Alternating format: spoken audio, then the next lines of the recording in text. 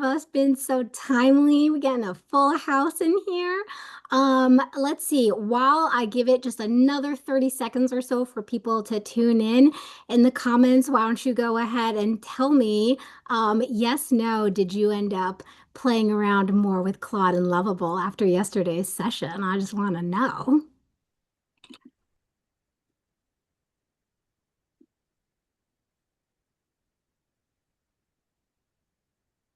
Oh, yay. Lovely. Okay, wonderful. So glad to hear it. Julie, do you want to share what you were experimenting with before we jump in? Sure. I was just continuing on with what I had been working on, trying to get it a little bit more, I don't know, precise as to what I thought a board report should look like, based on my subject area. That's wonderful. Honestly, I think that's the best thing you can do is just keep tinkering because the more you practice, the more you will learn.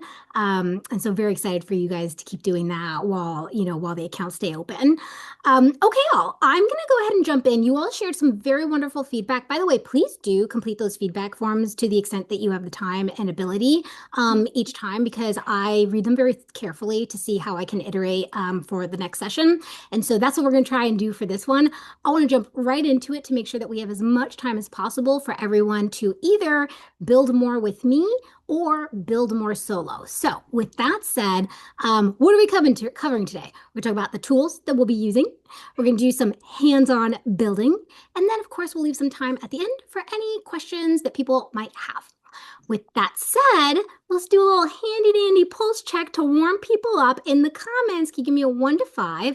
Um, I'm very familiar with AI training slash video creation tools. So 5 being, I got this, I could be running this session. 1 being, I didn't even know that this was possible. What is that? I'll pause while you think on this. Okay. I'm gonna assume the 2s are because you did know it was possible, and then maybe not more. But let's call on people. Let's do Sophia. Where's your 2 coming from? Walk me through what your experience is so far. Me, right? I did a Yeah, 3. yeah.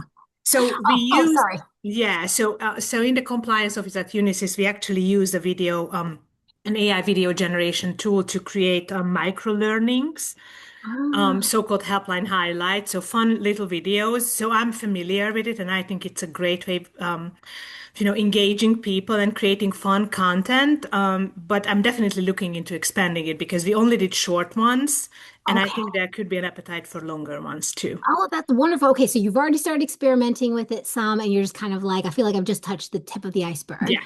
Wonderful. Okay, let's call on one more person. Let's do Jason. You gave a 2. Tell me where your 2 is coming from. Uh, I use video creation tools through vendors, and I'd like to be able to do it myself. Oh, and why is that? Just so that I know. Um, Like, why do you a want to do combination of it things, yourself? Yeah. speed and money. Yeah. Uh, sorry, could you say that again? Um, why cut out the vendor? For speed and money. Oh, for speed. Oh, I understand. For speed and money. Okay. Ooh, we'll talk about that actually, because it honestly, with the tokens, doing yourself could actually end up costing more sometimes. But it's all a math problem. So, Yep. I leave that to you. Okay. Well, I'm very excited to hear that like everyone has some room to learn here. And so hopefully this will be a useful time. And it sounds like everyone is actually, or at least the people we've heard from so far, are generally excited to learn more about video and content creation capabilities with AI. So today, which tools are we gonna focus on? We're gonna talk about HeyGen. In the comments while I'm chatting, give me a +1 if you're already familiar with HeyGen or you've heard of it anecdotally. Just curious to know if this is the first time people are hearing. But HeyGen is essentially an AI video creation tool. It is not specifically created for like compliance leaders in mind, right? This is a tool that is made for content creators of all kinds, whether you're like doing commercials, whether you're in compliance, or whether you're in some other field altogether. So it's not specific to compliance providers or even towards creating trainings, but it does give you a lot of ability to customize and tailor things as you would like. That does also mean that it's a little bit more complex and technical because when you get access to do more things, it means that you must also know how to use more things. So that's one tool that we'll be talking about today. The other tool is going to be Athena, which, we're going to talk about Athena because that's the one that we're an expert at, obviously, because we work at Athena and that's the one that we use day to day. But to be clear, this is just an example of a kind of a training builder that you could use that, for the record, this actually builds, it incorporates HeyGen technology to create our videos as well. But it's to give you an example of like whether it's that you use Asana, whether you use Articulate. The idea is to understand what capabilities exist within a training specific vendor, a vendor that's specifically designed to help you create trainings. Again, as we talked about yesterday, this is important so that you know, one, what abilities are out there, two, so that you can push your vendors for more, and three, so that when you're having these conversations, whether it's like a budget conversation or with the rest of your leadership team, you can speak more articulately about what the abilities out there are. Let me pause. Any questions on this before we move on? Okay. Another quick pulse check before we jump in. 1 to 5. I'm just curious to know what your current state is when it comes to customizing and creating content for yourselves. I am able to quickly customize and create my entire suite of compliance trainings as of today. So 5 being, this is easy peasy, like it doesn't give me any friction or issues. 1 being, this is a real pain point. I am not able to quickly create or even customize trainings for my compliance suite. Okay. This is so fascinating. I love the variety of responses. It's a real pain point. Okay. Lisa, because you used words, I feel like that means you felt even more strongly about this. Share a little bit more. What about this is a real pain point for you?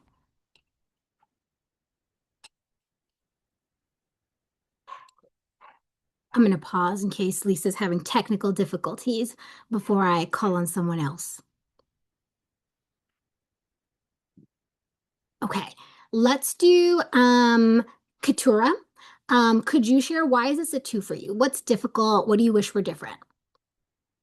The way that our training works is I'll come up with content and then we're obligated to go through our training group, which doesn't have a lot of time flexibility, makes us go within their 6-week window, whether we're available or not. Like we could give it to them 3 months in advance and they will not look at it until their 6-week window. And then they want us to turn it around really fast. And so it's very people intensive and not automated. And I don't have very much control outside of editing like Word documents that they give me. It's kind of annoying.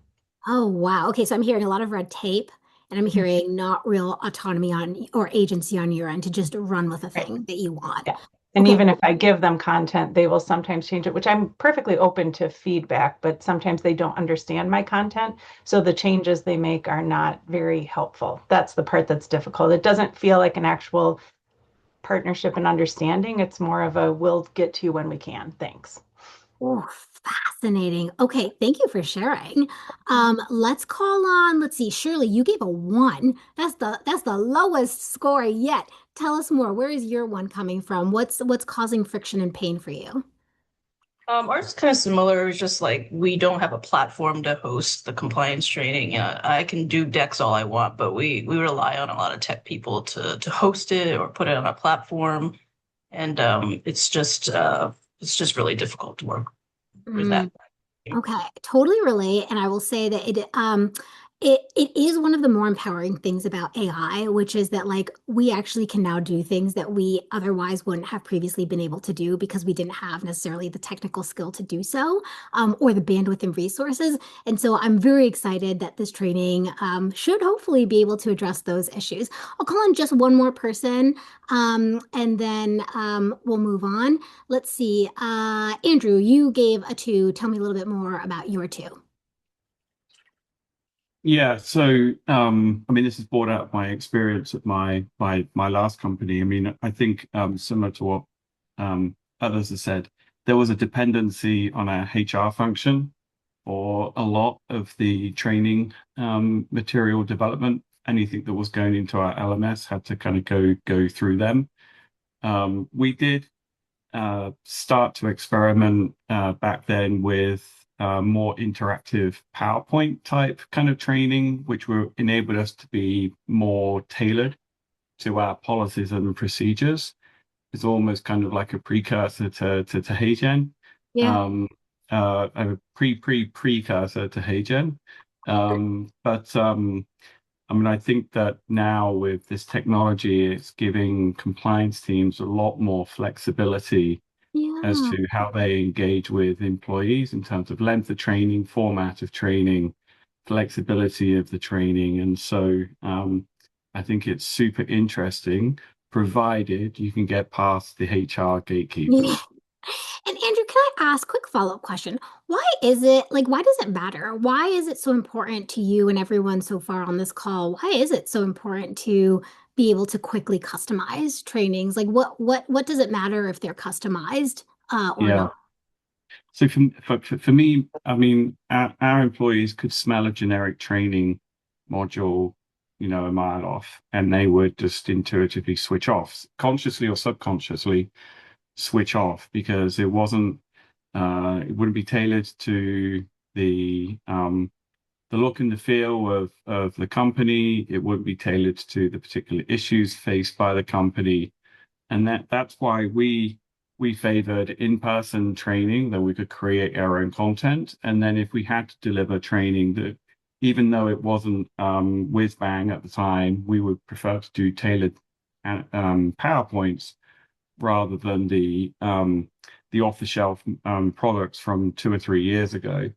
Obviously now that distinction is massively collapsing, and this ability to do true customization right through to the graphics, the look, the visuals, I think is just exploding this concept of employee engagement. I think you're touching on something so critical. And if you have other thoughts and you want to share in the comments, please do. You know, I think there are a couple of things that fall apart when you don't customize trainings.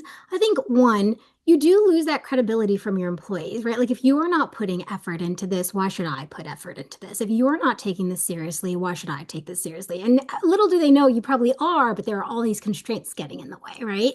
The other thing is, a generic training isn't going to target the key issues that your company is facing, right? So if your company has a risk of X trend, and the scenarios in the training don't actually cover that, then what are we solving for? How can we actually affect change if the trainings aren't actually targeting the things that your employees are struggling with? So I do think it's just so important that people be able to move very quickly. If you think about the differences between what is going to resonate with a sales employee versus an engineer, what is going to resonate with Gen Z versus with someone who's Gen X. And so to be able to actually tailor these, which we now can do with all these tools, just improves the efficacy of the actual training such that you actually can drive real meaningful behavior change at your company. So I'm very excited about this. Let's go ahead and build something. So we're going to start with Athena, and let me give you some context as to why. Athena, because we are like literally built and catered to creating compliance trainings, this is going to be the easier part of this session today because we're building it with you all in mind, with the idea that like we don't need you to be, we don't want you to have to be an expert at AI video creation in order to leverage AI video creation. And so know that this is going to be the easiest part of today's session. When we talk about HeyGen, you're going to see that it's going to give you even like a lot more optionality, which is great. But with that optionality is going to come a couple of challenges. And so that part, I just want to set you up, mentally prepare you. It's going to be more technical, okay? And I'm going to go as slow as possible so that we really process it and that you all are well equipped to build solo stuff on your own if that's the path that you choose. But if you need me to slow down, please speak up. I know HeyGen is a little complicated. Okay, so we're gonna start. We're gonna start with Athena. So let me switch up what I am sharing for 1 second. Okay, so I'm going to screen share, and please note that this is our demo tenant for sharing things with you all, and so don't mind the demo picture that we have as a placeholder here. Okay, so what I want to walk you through is how would you build a custom training from scratch in Athena as today's placeholder. But again, if you have Articulate, if you have Asana, those are other tools that you could use to build such a training for yourself. So the way that we do it is I'm going to show you just how easy it can be. So you would say in this, for the purposes of this session, please note a takeaway I'm taking from yesterday's session is simple is better so that we run into fewer potential for errors. So I'm going to keep it simple, but again, I'll answer any questions if you have them. Let's try creating a predictions market training. So AI compliance, we're going to call this AI compliance live, just so that we know what it's called. And it's going to be prediction markets training for employees. Okay, we're going to skip the description for now. Create a module. Done. Now, if you wanted, you could start by uploading a PDF. Let's say you were doing a training on your code of conduct. You could upload your code of conduct and then it would create a training based on your code of conduct. But we're going to start from scratch because I want to show you the full capabilities with just like the bare minimum of input. So we're going to say customize with AI. And what I'm going to do is, for the purposes of this session, again, I want to keep it simple. I'm just going to pop in a quick prompt that I built out before, and know that you could do all kinds of things. Like you could attach a doc for resources. You could link it to your company website to be like, follow this logo and these assets. But for now, we're just going to put a prompt that says, create an employee-facing training for a global pharmaceutical company about the risks of prediction markets. And then I gave it some context. Use colorful, eye-catching visuals. Use a broad variety of interactive slide types and videos because we know that in terms of knowledge retention, people will digest the information and retain it better if they are interacting with the material versus just text-based slides. And then make the company name called Pharma Enterprise and make the tone conversational. You could adjust that as you needed. Now, I'm going to click enter on this and give this a minute to load. As you saw yesterday, these things do take a minute or two, which I would argue is still better than the 3 hours it would take us to create this. But you can see it's already going to start to generate something. Oh, wow, that was even faster than I was expecting. So it's not done. It's still loading. It's actually going to tell you as it's creating like, well, okay, I'm creating this slide now. I'm creating this slide. But let's start to scroll down and see a little bit about what it's creating. Okay, here's a text slide. Here's an intro slide.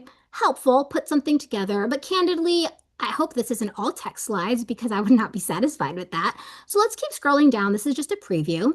Okay, so now we've got an image and some text. All right, let's see what else they give for us. Okay, so as this continues to load, we actually can now see that this is actually going to be some interactive slides. So it's going to be a couple of quick things that the person can click through. All right, let's see what else they got for us. Oh, look at this. So you can't see this in the preview, but I'll show it to you once it's done rendering. This is actually going to be it's like a GIF. So it's a live interactive and it looks like a text exchange. So bloop, bloop, bloop, bloop, bloop, bloop, bloop, bloop, bloop. And now they have to answer, they have to go through, right? And there's going to be some knowledge checks. Oh, look, there's some flip cards. So you got to flip here. My friend asked for a hint. What do I do? A small hint can still be a disclosure of confidential information. Let's go through a little further. Oh, look, they put in a knowledge check for us. Sophia works on a pharma enterprise team supporting a late-stage product candidate. Before public announcement, she hears that a key milestone is likely to be delayed. What is the biggest compliance risk if Sophia uses that information to participate in a prediction market about the product launch time?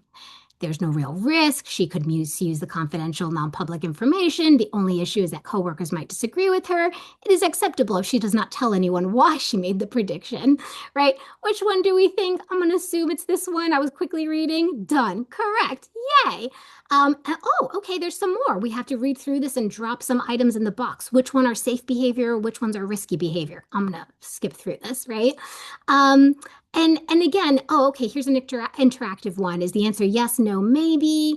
Great, lovely. Okay, love to see it. Okay, some more. So let me pause. In the comments, before we talk about video creation, 1 to 5, uh, based on the prompt that we provided, how how well do you think this did? 5 being like, yeah, I'm surprised that it could create all of that with just this prompt. 1 being, no, man, this is not impressive to me. I wanted more. And be candid. I just want to understand like what it is that you all are looking for and where we stand here. If this is helpful, if we want to focus in a different direction. Okay, cool. So we're seeing some high scores here. Let's see. Let's do someone who's 4. Christina, if you could unmute yourself, tell me a little bit about your 4. What were you expecting based on this prompt? And what else would you want to see?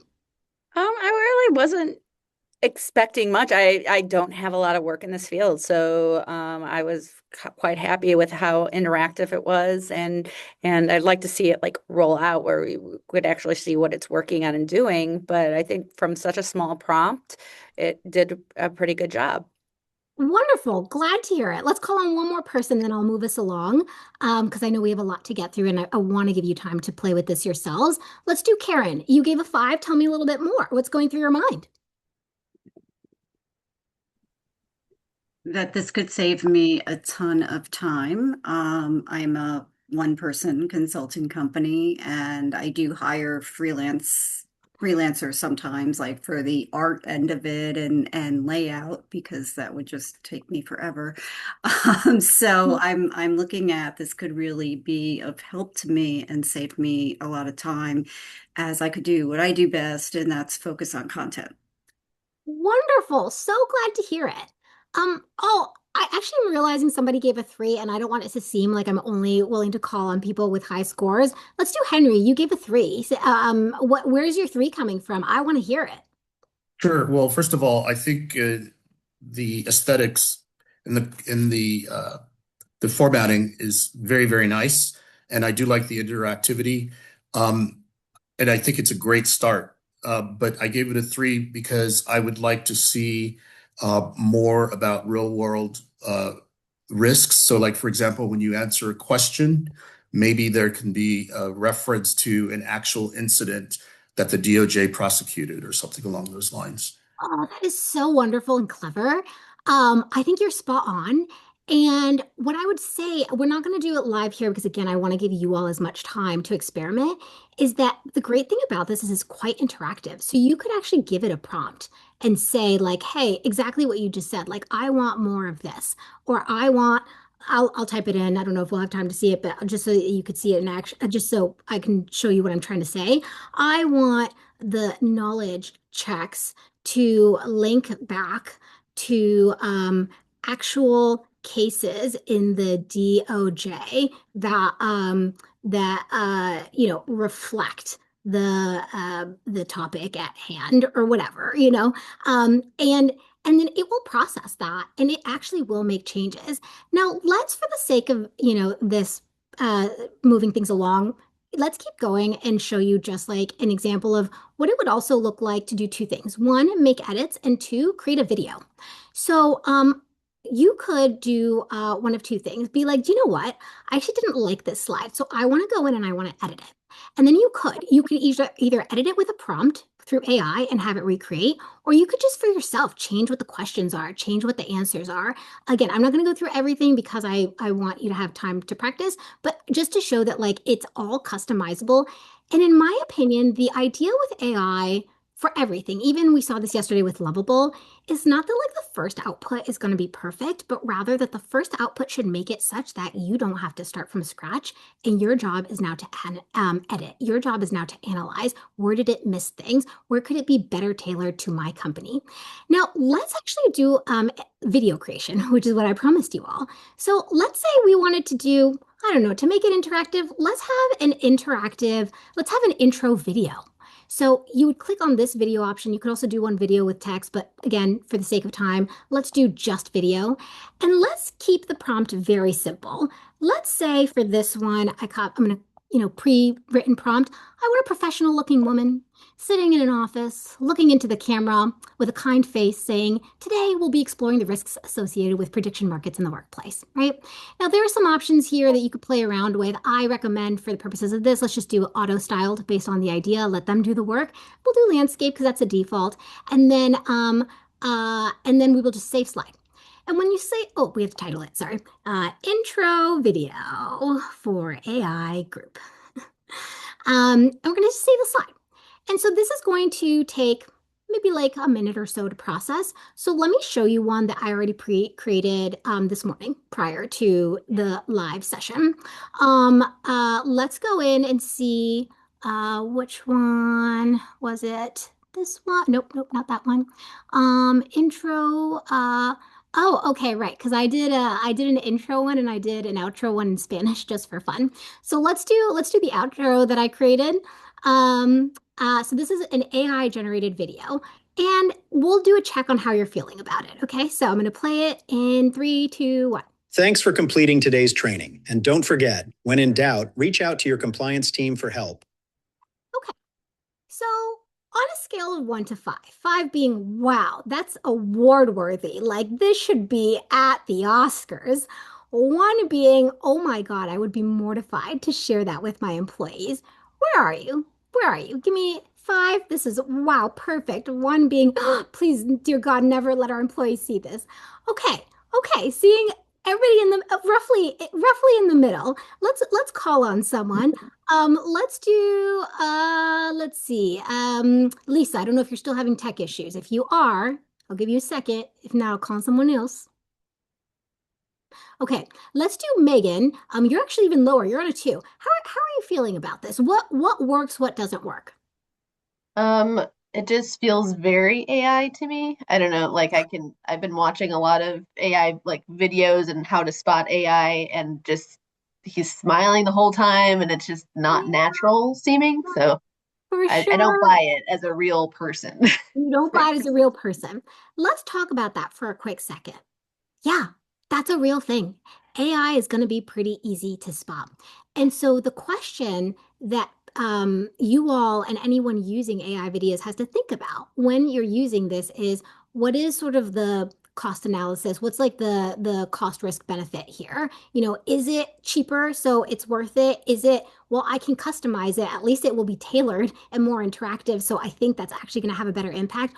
Or is it going to feel to our employees, knowing our company culture, they're not going to like it. They're going to feel like actually it would have been better to have no video at all. That's really something that you all as a company will have to think through. Like, what is right for you? It's not going to be right for everyone. Like, I want to be really clear. And so that's why it's just very important. I think the best thing about AI is that there's so much optionality, but the hardest thing about AI is figuring out like what is the right size of these options for you. Now, certainly you could go back. Not going to do this live, but certainly you could go back and you could tweak it a bit and be like, hey, he's smiling too much, or like, hey, I want him to have more. You could do all those things. And also, I don't want to lie that like it's still probably you will be able to catch that it's AI. And so the question is that worth it for you or not? Okay, let's see if this one processed just to see. Okay, still generating, so it can take a minute. With that said, I really want to give you all time to practice. I promised that by the 30-minute mark, I would do that, and I'm doing it all. So here's what we're gonna do. I'm going to now switch to breakout rooms. Let me give you some instructions so that you know what to expect. Let me just screen share the new thing so that you have the instructions. We're gonna do this one. Okay. Are you all seeing? No, you are not seeing what I want you to see. Sorry, 1 second. Let me try that again. Share, and we're gonna do, here we go. Okay, so what you all are gonna do, actually, now we'll skip this. What I want you all to do is we're gonna give you 20 minutes to play around with it yourself, okay? If you want, you have 3 options like last time. You can stay in the main room with me, and we will build another training and we'll have more discussion. What do you want to play around with? What prompts do you want to try? What do you want to edit? And we're going to focus on creating a responsible AI usage training, okay? Everybody's talking about AI. Let's go meta. If you don't want to build with me, you want to do something on your own, you have two options. You can do the solo adventurer option. So similar to yesterday, you can go to breakout room 1, and the agreement is if you go to breakout room 1, you will stay on mute. That way everybody can build whatever it is they want with focus and not distraction. Know that you won't have a technical assistant on hand, but that's okay because you can just play around with things. You can also lean on Claude if you get stuck, and well, you can try. You can ask Claude, you can prompt it. And then breakout rooms 2 or 3 are you're going to build an AI usage training, but you're going to have TAs on hand, so people are going to be talking. The context behind why we're going to focus breakout rooms 2 and 3 on like one specific prompt is because we got some feedback that yesterday was just like a little bit hard to get help when everybody was building a different thing. So we're all just going to build the same thing today, and know that like in your own time you can build a different thing. Or if you're down to clown, you can go to breakout room 1 and you can build whatever you want, but you won't have TA support, unfortunately.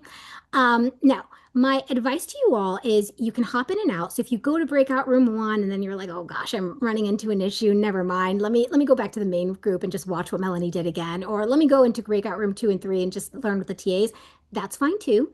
I would encourage you to focus not on how do I build the best possible AI usage training, and instead focus on how do I learn how this tool works? How do I see what breaks? How do I see what it could help me level up? Because this is kind of just a vessel for content creation. This isn't actually about walking out with the perfect, responsible AI usage training. Now, because there will be some downtime as things process, some things you can do while things are rendering so that you're not losing time. Prompt Claude. You now have experience with Claude. Prompt Claude, how do I tailor this training to a specific trend? Maybe there's a specific incident that your workplace had. Obviously, anonymize it, and say like, hey, we had this incident at our company. What kind of knowledge check could help? With this, or what kind of video script might help someone really retain this information. I'll let you read the rest of these async. With that said, any questions before we set you free and give you 20 minutes to play around with training building within the Athena platform? Yeah. Okay, Ace, I believe you wanted to share some specific instructions about logging in. Yes, so for accessing the breakouts, you should have just all gotten a pop-up to join the breakout the same way as of yesterday. If you did not receive that, then at the very bottom of your Zoom screen, you should see an option that either says breakout rooms already, and if not, you should see an option at the bottom of your Zoom screen that says more. So you can click more, and then you should have an option there for breakout rooms. This will allow you to join any breakout room that you want now, as well as switch breakout rooms once you are in one. Awesome. Okay, thanks all. I'll give you about 30 seconds to find your rooms. And then anyone who stays in the main room with me, we're going to build this training together.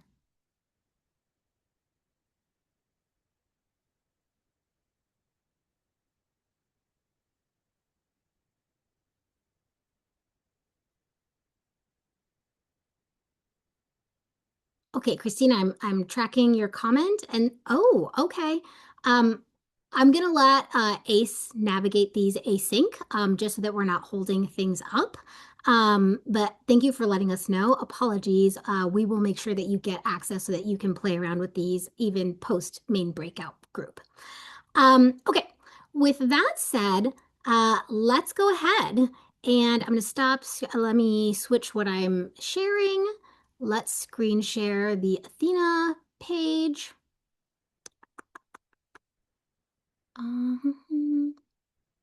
Here we go. Okay, can everybody see my Athena screen? Yes, okay, cool. So let's create, let's save that. Sure, that's fine.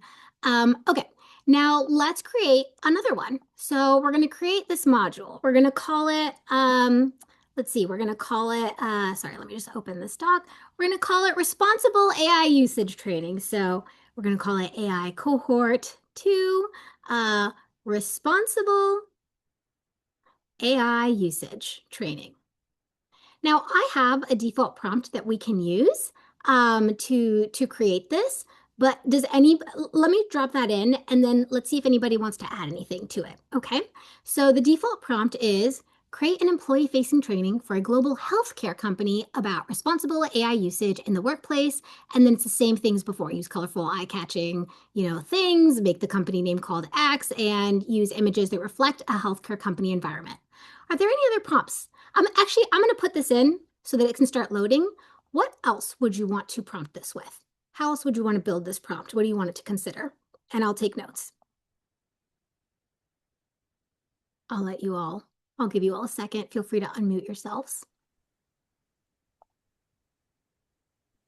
Can we have a prompt about addressing what not to do or what constitutes improper use of AI? Sure, yeah. So include a prompt that addresses what improper use of AI is. I do think it will probably automatically do this, and so Darlene, just to Okay. make sure, but just to make sure that like we are playing around with it and really testing it, is there something specific that you would want to add to this? Like, is there a specific scenario that you want it to incorporate into the training? I think it should include, any existing policies or procedures or materials that we have at the company, talking about responsible use of AI and so on. Oh, okay.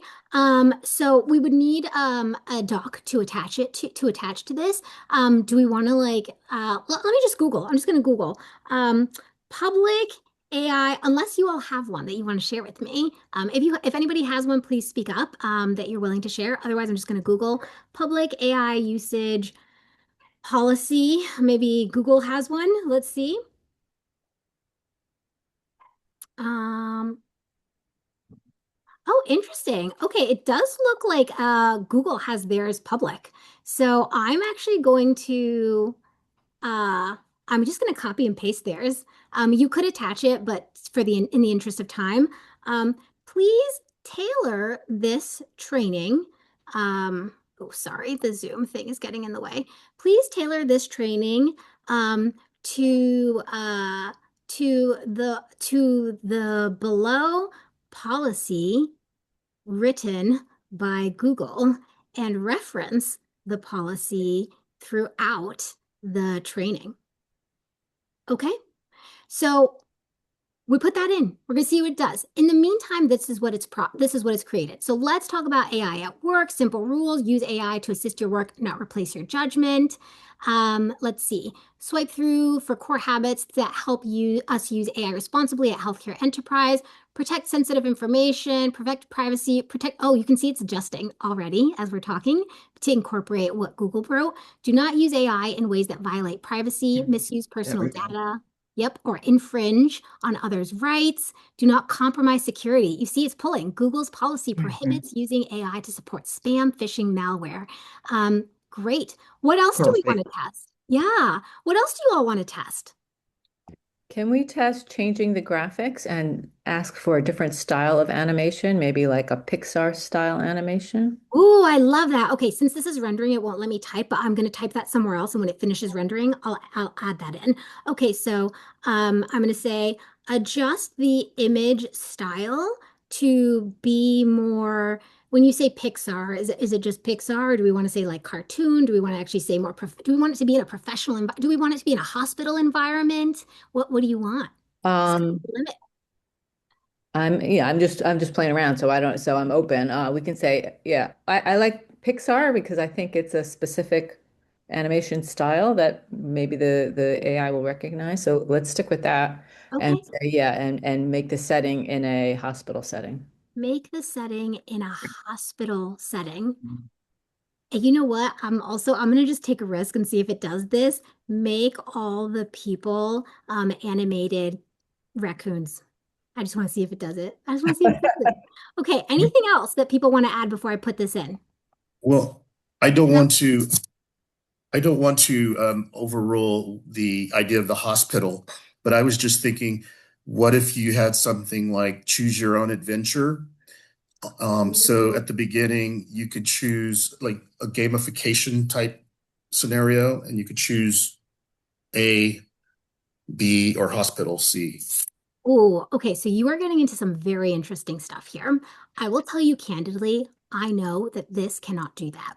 But what you were talking about is possible because we do it for customers. So we'll do custom uh, creations like this. But if you wanted to play around with this yourself, you could do this on Lovable. So on Lovable, you could create an interactive training. So I actually use Lovable for our commercial trainings because I vibe code games.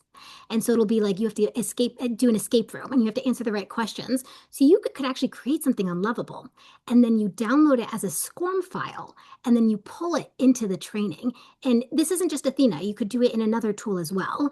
And so if that is something you wanted to do, you could either create that Lovable gamification yourself, or you could have your vendor, if they offer those services, we do it obviously. So I don't know what your vendors offer, but you could at least talk to your vendors and see, like, could you do that for me?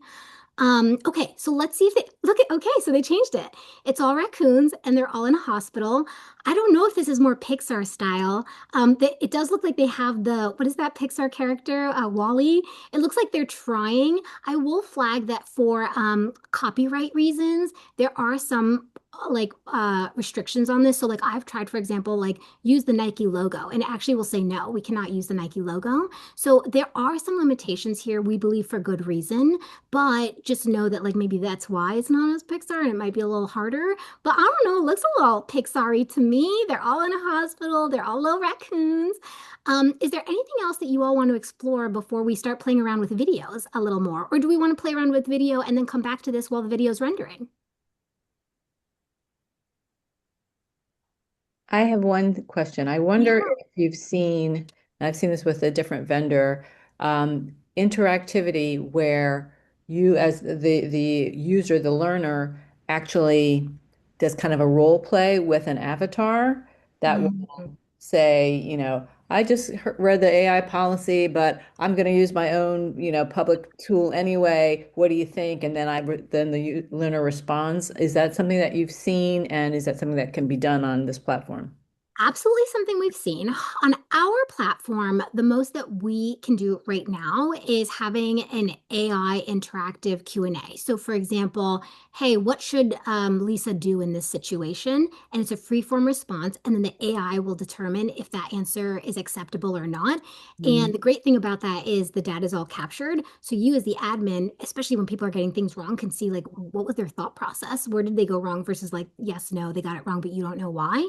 In terms of what you're describing, I have seen that. Candidly, I've seen that more in LMSs rather than like a compliance specific tool. So it's not something that we have currently built, but you're not the first person to ask about it. So I will say our product team is aware of it, and it's something we're considering building in long term. All right. Is that something you think Lovable can do? Could Lovable do it? To be honest, I don't even think you would need Lovable for. Yes, you could, but you could even create a chat bot for this with Claude. So, for example, on Claude, on Gemini, and on ChatGPT, I created custom bots for our performance reviews. So our managers actually go in when they're doing a performance review, and this is the like full breadth of what it could do because it's fed with I've fed it with our job levels, our salary bands, our job descriptions, all our performance metrics. The managers can actually just voice memo like word of, like sort of like word vomit what they're thinking, and it will spit out the feedback, and it will actually put it in the template in the SBI like feedback model while connecting it back to the job description, and it will recommend the appropriate like pay increase. Obviously, the manager has to review it and make sure it makes sense, but that's the kind of thing you could do with Claude on its own. You could do Lovable, but like even Claude could do like any LLM could do this for you. Got it. Okay. Interesting. Thank you. Yeah, of I course. like the idea of the open text. I think that makes people think a little bit harder. And even though it's not like a drag and drop or something, it requires, rather than just click A, B, C, the easy answer, you actually have to put some thought into it and type a sentence. Yeah, pretty cool. I think so. Okay, I want to make sure that we have some space to play around with videos. So let's at least do some videos, and then while it's rendering, we can come back here if we want to continue experimenting. So let's create a video. So I'm gonna put us in the AI responsible usage one. All right, let's do a video. What prompts do you want to give the video, all? Like, what would you like this video to be? I can start us off if that's easier. So let's say the default is I want a professional looking woman sitting in an office, looking into the camera with a kind face saying, today we'll be discussing the importance of responsible AI usage in the workplace. Now, I want to be candid with you, and you will see this in HeyGen as well. This is, by the way, we're built on HeyGen. So HeyGen is the one building these videos for us. The benefit, of course, is that like we're paying for the tokens, not you. So you have unlimited access here, and you can build as many videos as you want. We're footing the bill. You will see with HeyGen it's like a little bit different, but again, we'll cover that later. But for here, with AI video creation in our tool, the way that we have it, you can't like edit on top of it. So like the prompts that you want is the prompt is like the output, and then if you don't like the output, you just create a new one. So what edits would you like to make to this prompt? Would you like it to be translated into Spanish? Would you like it to be a cartoon avatar? Let's explore. I have a sort of related question about the script. Have Yeah. you already trained the AI to not use jargon and slogans? I cannot say that we have necessarily trained it on that. Specific, it would be what HeyGen has trained it on. I would say that like if you know there's something you would want it to avoid, I would include that in the instructions. I'm interested to see if we were to ask it to have a comedic tone and not give it the script, if it could come up with something that actually. Ooh. Okay, do we Yeah, want or to? like even you know how some of them they open with like a crisis and like someone's just put confidential information into a AI tool or something. Oh, I love that. Okay, somebody guide We me. could do it in a comedic tone. I think that could be cool. Okay, what's the prompt? Somebody tell me. I'll I annotate. know. Uh, let's see. We want a woman in a comedic tone to flag a crisis scenario where sensitive data was leaked into an AI tool that the IT team did not approve. Does that sound right? Anything else we want to add to that? I would probably say specifically in order to introduce so that it knows that we're introducing more information. Okay. I will say this, let me frame it this way and then I'll give you the context as to why. This will serve as the intro slide to a knowledge check. Let's do that. The reason why is something I learned yesterday in some of these demos is a lot of these things that you're asking for are doable, but the more complexity, and let me actually just save this so it starts rendering while we're chatting, test AI video.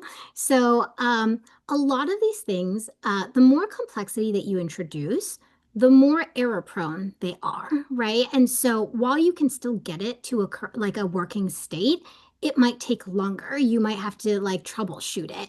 And because I'm trying to be cognizant of time, I think better for the purposes of a demo, it's better to just like, let's do it simple. And then in your solo time, you all can build on that and see how much more complex you can get it to be. Okay, so that's going to take a beat to render. Okay, it looks like we have about 5 more minutes of this session, so let's see how that goes. Was there anything else that you all wanted to explore, slash, does anybody want to take a beat and just ask questions? Like, is there anything big picture that you all are thinking about? Yeah, Karen. I have a question. Sort of, I know I'm late on this, but back to the no jargon and whatever. When I create training, I'm usually very careful to ensure that, there are different genders, different races, different age levels. So do you have to put that kind of guidance in? Yes. Yes, Okay. you need to be very prescriptive with AI which is why, like in my default one, I literally said, these are the words that you're going to say in quotes, because otherwise, and I'm happy to be, I think it's cool to do this experiment, but you just don't know what you're going to get. So the more prescriptive you can be, the better. Is this a man? Is this a woman? Is it a Hispanic woman? Is it a white woman? Like you just want to be very prescriptive, and then it will spit things out for you. I'm not saying it will always get things right, but it will be much closer to right if you give it more detail. Can I Anybody? Yeah. have a quick question? Is it better, like when you talk about how it can make mistakes if it's more complex, is it better to be iterative and start simple and then add on as you go to make it to get to that complexity? Or is it, or is it just you have to play around with it to see whether it's good to start complex or get there? I will be candid with you and say I prefer start simple and build on it in the beginning stages because you, it it takes a while to learn what things break it. And so if you start with the most complex, it's really hard to do like process of elimination and understand which part of the thing that you gave it broke it. I Yeah. would say once you get more familiar with it, you'll know like, oh, I can't give it that prompt or like, oh, that wasn't specific enough. So I would start simple and iterative. And then as you get more comfortable, yeah, get more complex. Got it. Thank you. Yeah, of course. Can Anybody it be else? Yeah. accents? Can you say in a Southern accent? Yes, yes, yeah. So we'll show I'll see if there's time to show you that on Hey Jen, but it has like a bunch of accents that you can choose from. I was playing like there's like Colombian accent or like a Dutch accent. It was actually a lot of fun. Okay, well, any other questions on this? Yeah, Yeah, yeah, just have a quick one. So I heard you say that Athena is built on HeyGen, and HeyGen's the platform to make videos. Yeah. Like once you have this content created, how do we get it out of this system and put it in our system so that we can disperse it to the organization? Oh, sure. So we do it all via SCORM file. So if you wanted to host things on our platform, you could. If you're like, that's not happening, we already have a platform, you could do it via SCORM file. So, and we would work with you, depending on like the tier that you want to partner with us on, we could literally do all the work. Like we're going to download it, we're going to upload it, we're going to do everything for you. Yeah. So you could build on our tool and then have us transfer it to your tool. Got it. Okay. So in order to use all this, we need to have a subscription to either HeyGen or Athena or any of these things. Yeah. Yeah. Okay. And so Unfortunately, then these are not free. They're just like very expensive to run. Yeah. right. No, I appreciate that. And so, but like we take the labor in terms of creating the content, and then you provide a service that gives it to us in a format that we can use. Yes. Although I will add, I can't speak for all vendors, but Athena could also create it for you. So if you were just like, I want you to create this training, we could do that for you. Like we would partner with you, understand what you want, create it, make edits. Like that's also a thing that we could do. So would that mean that you are in essence hosting it? Like, well, I'm not sure what you mean, but you could create what for us? The mechanics of how someone would take it? Oh, sorry. I mean that we would create a training for you. So if you were like, I want to create does that answer the question? Yeah. I'm thinking, I think to what Holly was saying, like, how do we use it? Like, what do we like you would deliver us a product that like we could that when we would own it and we would capture all the data associated with it. Then you own that training and you could do whatever you wanted. And there are also some, I don't know to the extent, Ace, chime in the comments if you have more context than me. Again, I'm on the HR side. I truly am not on the sales side. But I am aware that even if you don't use our platform to run the trainings, just to create the trainings, we can still provide certain analytics for SCORM. But I don't know the specifics. You'd have to talk to maybe like a salesperson to learn more about that. So if you provide us the training and we don't have Athena access, how do we roll that training out to our staff? I guess there's two different things. One is like a platform where you are actually assigning trainings, you are tracking them, all that stuff. The other is like, how are you building trainings? So if you wanted to build and host on our platform, you could do that. So then we would assign, you could assign everything through our platform, you build everything on all that stuff. But if you were like, no, we have an LMS, that our L&D team runs. We're not looking for another platform, but our L&D platform doesn't have the AI capabilities I'm looking for. I just want to have access to Athena's like training builder tools. Then you could just pay for that tier, right? You could buy just our training builder access, which does come with some SCORM analytics. But of course, because you're not hosting on our platform, it's not the same level of like, for us, we have like automated training assignments. We have like automated, like for harassment prevention, because it's integrated with your HRIS, it automatically determines who's a manager needs to get this level training, who's in San Francisco needs to get this type. Like you wouldn't get that from us, that you have to rely on your LMS for that. But the training you would get from us if that's what you wanted from us without actual like platform access. Does that make sense? Yes. Okay, wonderful. If we built a work product with you guys, when you deliver it to us and we then own it, like is it compatible with all types of LMSs, or is there only a particular type of As LMS? far as I understand, we have yet to find a platform that Athena cannot import into. All right, cool. Yeah. Can I ask another quick question? Sorry. Yeah, The go trainings for that you it. build on the platform, are they ADA compliant? Well, I have employees with that use screen readers. Is there a way to make sure that it has those capabilities? Yes, yes. So Chris actually talked about this a little bit. Ace, I'm going to let you answer that async in the comments, but Lisa, the answer is yes. We are ADA we're compatible. Oh, look, it finished rendering. So let's see what our test video did, and then maybe I'll bring the group back together. Okay, so let's see. Remember, we gave it a very vague prompt. Let's see what it did. Emergency, code red, or maybe code oops. We have a situation, people, and it's not about the office microwave. Our sensitive Q3 projections were just spotted socializing with an unapproved AI bot. It's not just a leak, it's a full-on data vacation. The IT team is currently in a fetal position, and my coffee has gone cold from the stress. This is serious business. Before we call in the data police, we need to make sure you know how to keep our secrets. Well, secret. It's time for a knowledge check. Let's see if you can spot the red flags before the AI does. Good luck. Okay, That I was thought that was actually amazing. funny. That was actually okay. I saw smiles. What are you all thinking? I did not write that script, Chris. I did not. This was actually very organic. Thanks to all of you pushing to see how far the AI could go. What are your thoughts, all? Talk to me. I thought it was I was surprised at how funny it was. The character didn't quite match, like, because she's an AI generated character. She's a little AI-y and straight for the actual for the content, but I thought the script was really amazing. Yeah, it was quirky, so it's certainly different. So yeah, it on one level it was engaging me because I wanted to hear what she was going to say next. But she's she's in this business suit and she has a straight face, but then she's saying, "Oh, the data police," interesting. Interesting.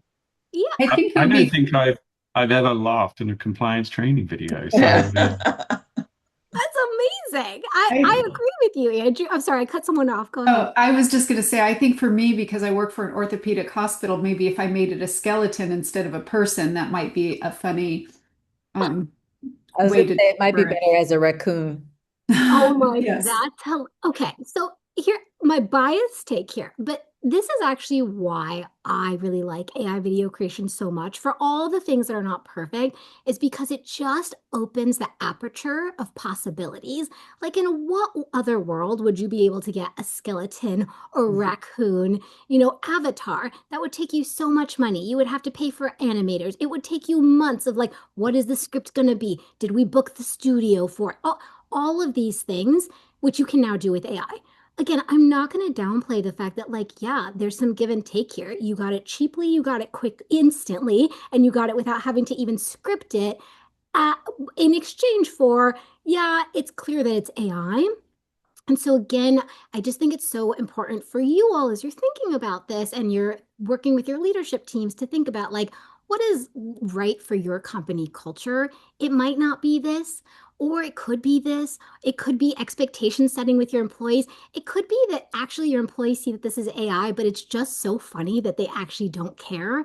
It's I don't know what is right for your company, but if you take nothing else away from the session, what I want you to take away is you should have discussions. Like rather than making assumptions, you should just look at the possibilities of options and then figure out what is right for your company. Even if the answer ends up ultimately being no AI videos, at least it's an informed decision, you know? Let me pause. I'm gonna, in fact, Ace, why don't you bring the crew back together? So boot everyone out of their solo groups. And then I'll just check in with everyone on how they're feeling.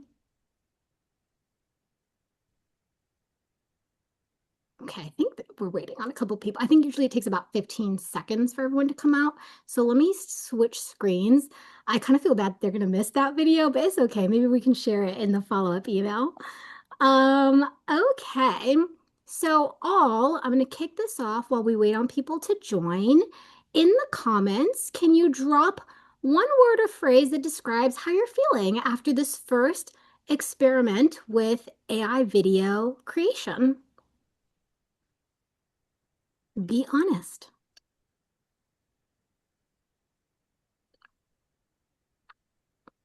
Inspired, that's wonderful. Amused, fun. Oh, when do you hear these words in compliance land? So rarely, so rarely. Empowered, very hopeful that it will speed our ability to produce better. I hope so too. Excited about all the possible. Me too. Maggie, I don't think we've heard from you. Can you and oh no, wait, Maggie, we were just chatting. I'm so sorry. Let's see. Who else should we call on? Let's see. Henry, you said inspired. Tell me a little more. I love good inspiration. Well, yeah, we only spent a few minutes, and in that time, we created the video. But if you had the correct policies, procedures, the comms office parameters about logos and colors and all those things, and you put all that into the AI, I could just imagine all the wonderful things you can do. So very, very impressive. Love to hear it. And I think that your framing is so smart, right? Like I cannot emphasize enough that what we've built in approximately like 10 minutes with like interactive talking, decision making, right? Imagine what you could build with 30 minutes or 1 hour of dedicated time, experimentation, iteration. I just think sky's the limit. Jason, interested but a bit worried too that people who don't know the topic well can make training that at first blush feels right. Jason, say more. Are you worried that this will go wrong in compliance land? And maybe like, Oh are you yeah. implying? Yeah, like tell me more. Like, it will. Yeah, let me pause. Talk. Compliance is a lot of people are earnest and want to be supportive of it, but they don't know the topic, and they kind of create their own trainings and things like that, and they get it a little wrong. I mean, I'll give you a parallel. It's from my life last week. HR was trying to use AI to look at misconduct statistics and came up with this idea that a 60% substantiation rate was a failure, and that it was a sign that training wasn't working. And I think that all of us know that 60% is pretty good. Yeah, just as an Here's the thing, example. Jason. I think you bring up a very interesting point that goes even beyond AI video creation, in my opinion, which is this idea of AI usage in general and where is it helpful to replace the human and where is it unhelpful? I think we are seeing a trend in people just regurgitating AI slop, where they haven't even actually gone through and used human judgment. AI is not the final output. AI should not be used for final outputs. AI should be used as your starting point. And so I think to your point, Jason, yes, you are correct. And it means that it is more important than ever that people do create, funnily enough, going meta, smart guidance and trainings around effective, smart uh, AI training or AI usage. Because you're right, without guardrails, without guidance, this has just empowered people to like amplify spitting out garbage, right? And so it is so important to be thoughtful. Okay, all, I'm looking at time. I really want to be mindful of the feedback everyone shared. So let's move it along. I'm going to share Hey Jen, okay? Now, again, preparing you mentally, with Athena's platform, the idea, it was made for you as an audience in mind. So it was very easy. All you had to do was put in a prompt. That's not HeyGen, right? It is used for people who really want to get technical with it and are quite experienced, tend to be quite experienced at video creation. So I'm gonna keep it very simple in my demo. And then if you want to take it farther, I strongly encourage you then to go into the solo breakout group, and then you can play around and see like how much further you can take it. But it's just not going to be an effective use of time for me to try to get too in the weeds with it. So with that said, we already talked about this. I do want to flag for anyone, I think, because like Jason, you would flag like I actually want to get out of the vendor doing it and building it myself. You will start to see this as you're using HeyGen. You'll see it for yourself. It's very transparent. It tells you how many tokens it uses. Every time, even if you're experimenting, even if you're like, I just want to see what it spits out, you have to pay for that. That's a token. Those are a series of tokens. And the more complex the video, the longer the video, the more tokens. So like a 5-second video might be one token. An AI, an agent generated video, the last one I built was like 60 tokens, right? And I was just testing it, but I had to pay 60 tokens for it. So it gives you more autonomy and control, but it also means it comes with like a different set of risks. So I think it's good for you to see what that is. And again, for you, the decision for anyone, the decision might be, yeah, I'm willing to pay more so that I have more control and in the weeds building capabilities versus like Athena saying I only have these options to choose from, or whoever, right? Not Athena specifically. But it's just something that you'll want to think about. And please know, I'm not going to live build an agent generated training with you. I'll show you one that I built beforehand simply because it takes so long to generate. Like you might start it and not finish it by the end of the breakout group. So I just want to forewarn you that if you play around with it, you might need to build it now and come back check on it in like an hour. So with that said, let's do a predictions market intro clip. We're keeping it the same. This is again just for the exercise of seeing it in action. So let me switch over to a HeyGen video. Okay, we are now going to be in HeyGen. Can everybody see my HeyGen screen? Okay, wonderful. Again, I'm going to try and go very slowly because this is a little more complicated and I'll keep it very simple, but you can go deeper if you'd like. All right. We have until 3 o'clock. Yeah, we're good on time. Okay, so this is the homepage. There's a lot of overwhelming information here. This is their new agent tool where you could do similar to what we did on the Athena page, where you just put in a prompt and it will spit something out for you. And candidly, when I experimented with it, I was quite impressed with what it spit out. So in your own time, I do think you should play around with it. We just don't have the time in this demo to show it live, but I'll show you an output. For now, what I want to show you is I want to show you how to build something. We're going to focus on small and simple, and you can take it further again if you want in your solo groups. We're going to start with just creating a short clip. So let's the shorter, the simpler you keep it, the fewer errors you're going to hit, the fewer chances of like 6 fingers or 2 heads, right? So we're going to keep it simple for this one, but again, you can do more later. You have 2 options. You have quick create and you have avatar shots. So quick create is going to be, I like this because it's quite quick. It gets the job done. There's a little bit less optionality, but let's show you what it does. So let's do in this training. So the script is for the record, to be clear. And again, how we got here was we clicked avatar, we clicked quick create, and then it gave us this page. And then in the script is what do you want the avatar to say? The avatar, by the way, is the person. What do you want the person in this video to say? And this is exactly whatever you type here is what they are going to say. Now, there are some options here you can play around with. You can edit the voice if you'd like to play around with that. You can give it some more guidance here in advanced settings. Again, for the purposes of this demo, I'm keeping it simple. You can play around with these tools more in your breakout groups. Now here you're going to click an avatar. Let's use this one just because it's a professional setting. Maybe you don't like it, maybe you do. One thing as you're playing around with these that I would be mindful of is landscape versus portrait. If you do landscape and it's the avatar image is like this, it's going to cut the person off, right? And so if you do portrait and the image is like this, it's also going to cut them off, right? So you do want to be mindful of matching the landscape versus portrait to the picture that you make, and then you're going to click generate. Now, while this is generating, I'm going to show you how to build one with avatar shots. This usually takes about a minute or two to generate because I'm keeping it very simple, again, for the purposes of this demo. In another world, if you want to go farther, you can. This one, let's try a different script. So so here, by the way, you can pick whatever avatar you want. Now, be mindful that some avatars are not advanced enough to allow motion. So if you click here, let's say if we click this one, you'll see this motion option, which I'll tell you about more in a second. But if you click a different avatar, for example, let's say we do a public avatar and we click this one. Okay, we're going to click her. Notice that that went away because certain avatars are not advanced enough to actually incorporate motion. And motion is basically where you tell it what you want it to do. Do you want them to be smiling? Do you want them to be moving? So if it's not an advanced enough avatar, you're not going to see that button here. And that might not matter. It is going to automate several things for you. It's just how much optionality you want.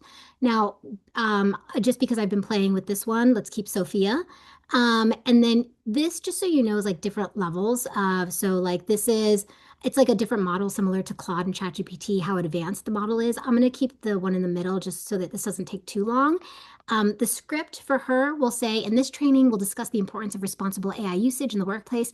Again, I'm keeping this short because the shorter it is, the faster it will generate so that I can show you. And as you're iterating, know that if you give it a really complex prompt, it's going to take longer to generate, right? So you might want to keep it short to start experimenting with multiple ones. Now, motion is where you can say, I want her to look into the camera. I want her to be smiling. I want her to give a thumbs up. So let's do one. Let's go a little silly. I want her to look into the camera while making a peace sign with her fingers. Let's just see what it does. Maybe it'll work. Maybe it'll give me 3 fingers. I don't know. We're going to find out. And then, oh, I made a mistake here. I made it landscape and it probably should have been portrait. So you know what, I'm just going to leave it as is so we can see what happens there. So now we're going to go to our projects and see if these are done rendering. Let's do all projects. Okay. By the way, please note, sometimes it gets a little funky with the different, like if you're here, then you might not see certain things, right? So all projects will show you everything, including like past projects that other past cohort participants have created. So if you want to see what other people have done, you can do that too. Okay, so while these are generating, so you can see this at 79% now. This one is done generating. This is the one that we created together just now. Oh, I wonder why there are 2. Maybe I accidentally clicked 2. So let's look at this one. But this gives you a sense of how long it takes to generate. Let's see what this one does. In this training, we'll explore the risks associated with prediction markets in the pharmaceutical industry. Okay. Pause. Thoughts. You can unmute yourself. You can speak aloud. You can put in the comments. What are your thoughts?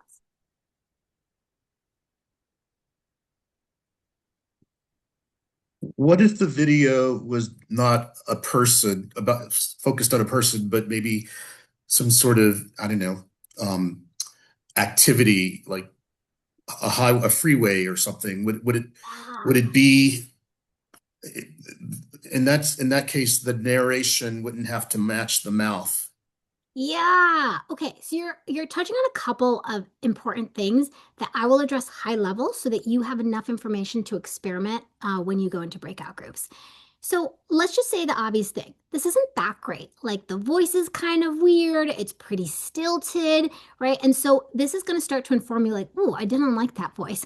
Next time I'm going to test the voice first. And by the way, you can test it. I'll show you how in a second. And you can say like, let me try and adjust the voice first. Or like, you know what? This avatar, I don't like the motion of it. So let's look at a different avatar that I actually think Sophia has been a better avatar for me historically when I've played around with it. We're in all projects. So somebody else is already playing around it. Love, love. Okay, so let's do Sophia, and then I'll circle back, Henry, to show you how to do what it is you're talking about. That's going to be in cinematic mode. Okay, so let's do Sophia. In this training, we'll discuss the importance of responsible AI usage in the workplace. A little better. A little better, not perfect, but that's how you can tell that this is a more advanced avatar model and why this one allowed motion. But guess what she didn't do? She didn't do the peace sign, right? And so like I might have to generate that again and be like, why didn't she do what I was telling her to do, right? Um, now, let's talk about some edits. I'm not going to do them live because it would take too long. I'm just going to give you insight into how to do things. Obviously, so this button here on the right, you're going to see when you click on a video to show, it gives you some editing options. You can go new revision in AI Studio, and you can prompt it, and let's give it a second to load. You can you can add scene. So this, by the way, Henry, if you wanted to do it in this version, you could add another clip. You could do multiple clips. So maybe now she's in the office. Now she's on the go, on the road. Now she's in an airport because, you know, we're doing a scene of like around travel and expenses. That's a thing you could do. You could also change the background. You could add, actually, I want her to be in an airport. So I'm going to download a picture of an airport. I'm going to put that in. That's her new background, right? You could change her, you could change her voice. So you could change the motion instructions over here. Again, this is going to cost 2 times as much. So everything you do comes with a cost if you're doing this yourself. Let's see, Sophia, you can change various things. Maybe I didn't like Sophia, so I'm going to change the avatar. It's going to be all the same instructions, but I'm changing Sophia specifically. So as you go, like you'll start to see the different things that you can change about this person, up to and including the voice, blah, blah, blah. Again, I'm not going to go into all of it. There's so many features. I cannot emphasize enough. This is a meaningfully more technical tool. Yes, it will give you more agency. Yes, you will have more ability to adjust different things. It's going to come with a lot more work, a lot more tokens and cost, and a lot more requirement of technical skill. That doesn't mean you can't do it. It just means that I don't have enough time in this demo setting to show you quite everything. Now, before I go on, I do want to show Henry, for Henry's purposes, one more. Let's just, hey, John, let's just start from scratch here. One more thing. So when I was creating these in presenter mode. Presenter mode is specifically to be like, I'm standing here and I'm presenting. So it's usually going to be like Sophia. She was standing here and she was saying a thing. It's like a talking head. If you wanted to have motion, Henry, right? So like somebody who's walking out of a car, someone who's walking through the airport, not just in an airport and talking, but moving, you could do that in cinematic view. So this is where you could drop down the different places you want her to be, and you could give instructions like she walks up to the stage confidently and and such and so forth, and it would do it. Because for the purposes of time, instead of putting it in and waiting for it to render, I'm going to show you one that I previously created in cinematic view.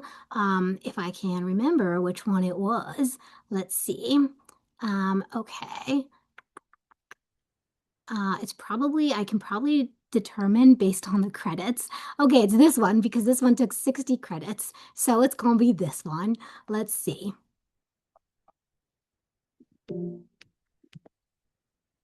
In this training, we'll explore the risks of prediction markets in the pharmaceutical industry. Meaningfully better, right? Meaningfully better. She's moving. I didn't even ask them to put background music. It just did. Maybe you wouldn't want that, so you'd have to go back and edit it and say no background music. There's motion to it. It's more engaging to the audience. Meaningfully better, but also cost 30 times more than the other video. It was 60 credits to create this in cinematic view. Now let me show you one that was created in agent mode, just so you know, and then I'm going to set you all free. So you can stay on with me and we can create together, or you can be like, nope, I want to go explore all the tools that you're not walking me through right now, okay? So I'm going to go to projects, and I'm actually going to go to the video agents because I think, yeah. So this is one, and I'm going to tell you the prompt that I shared with it so that you can see what output it generated based on a simple prompt. The prompt was create a training on the corporate risks associated with prediction markets. That's all I told it, okay? And it, oh, hang on. Why does it say 36 minutes ago? I do not know. I think it's this one that was 2 days ago. So 24 credits. Let's take a look at this one. And I don't know if we'll watch the whole, oh, it's only 45 seconds. We can watch the whole thing. You've probably heard of prediction markets, platforms where people bet on everything from elections to drug trial results. But for us in pharma, they carry some unique risks. First up, legal risks. Trading on these platforms isn't just a game. It can be classified as insider trading under commodity laws, even if you never touch company stock. Then there's our research. If market odds start influencing how we recruit patients or handle data, it compromises the scientific integrity we work so hard to maintain. There's also a cultural risk. Turning forecasting into a betting game can lead to misinformation and a gambling mindset that doesn't belong in our labs or offices. Our work is about science and patient safety. Let's keep it that way. If you have questions about these markets, reach out to our compliance team. Okay, in the comments, better, worse, same. How you feeling? How you feeling? And then I'll share my thoughts before I bias you all. Yeah, meaningfully better, right? And I want to be clear.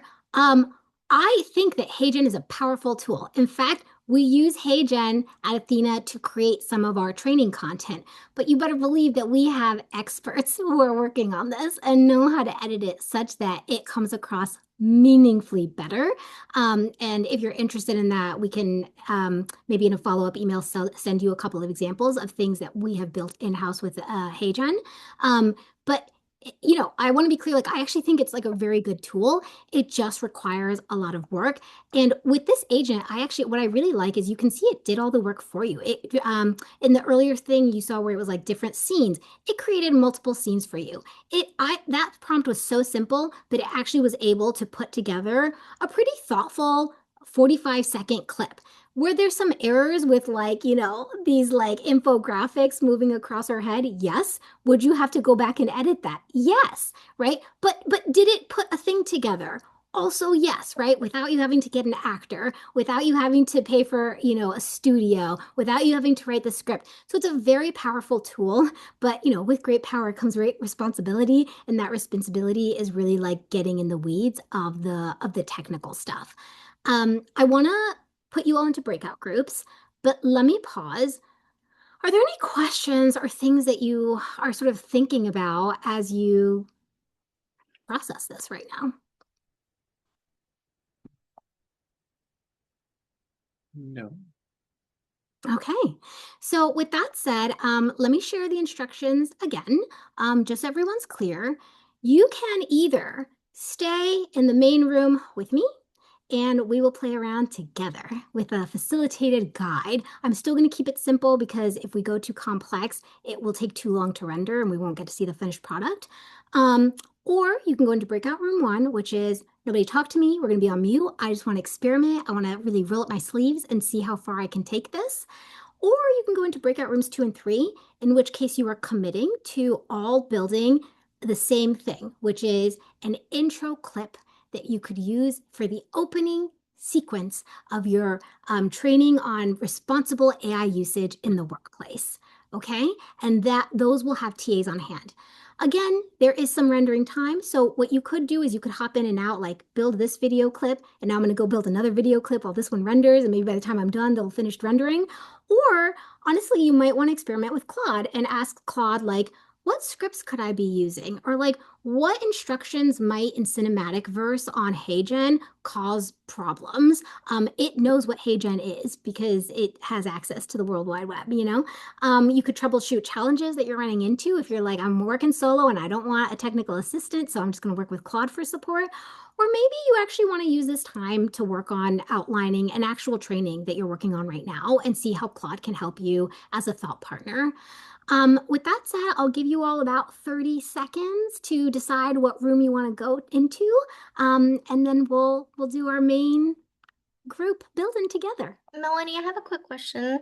Yeah. If we go into breakout room 1 and we're working on it ourselves, do we have to worry about how many tokens it's taking to generate our video, or is it unlimited right now? Don't worry about it. Okay. We're footing the bill here. So you just build. If we're not going to run out of tokens. If we do, we'll find out and you'll hear from us. But play around with it. Yeah. All right. Thank you. Bye. Yeah. Bye.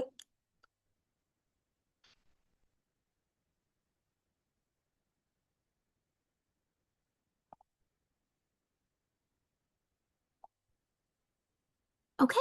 I'm going to assume whoever is still here wants to be here. So with that said, let's start at the home page again. Oh, sorry, that is not the homepage. Okay, all. So let's build something. We can do quick create or we can do avatar shots. I'm gonna start with avatar shots because I got the sense that you all preferred this one. And we'll stick with Sophia just because she's a high quality avatar where we can do motion and stuff like that. And here you can see, voice editing. You could adjust the voice slightly. There's some optionalities here. What do you all want to do? What should we oh, sorry. I guess we're doing AI usage training, so an intro clip. What do we want her to say in this intro clip? I'll start us off like last time. So um, in this training, we'll discuss the importance of responsible AI usage in the workplace. What do we want to change about this? What do we want to add? Do we want to play around with motion? You all tell me.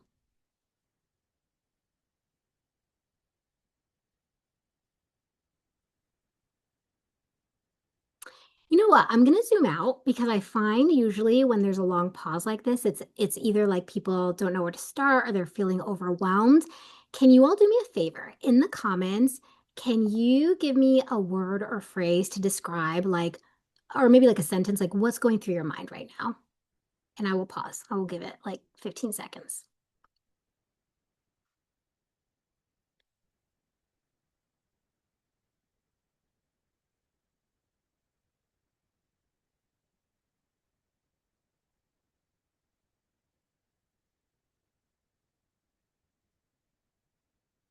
Okay, super helpful, Katura. I appreciate that candor. So maybe it's not a good use case for you. In fact, while people are sharing their thoughts, could you elaborate? Like, I'm curious to know. Makes total sense. We're going to talk about this later, so I think this is a good like teaser. Like, what informs your ability, or not? That's not how I want to frame it. Like, what are the things that you're weighing when you decide, like, yeah, you know what? I realize this is not something I'm going to use. Well, the biggest one is I don't think my company is paying for it, and I'm not paying for it out of pocket to make something for my company. So that would be part one.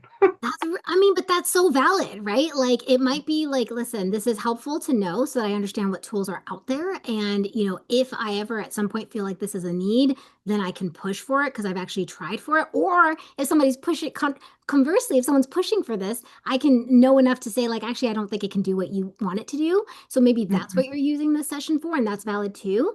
And if you know you're not going to have the budget, then like, yeah, it's maybe not worth going into too deeply.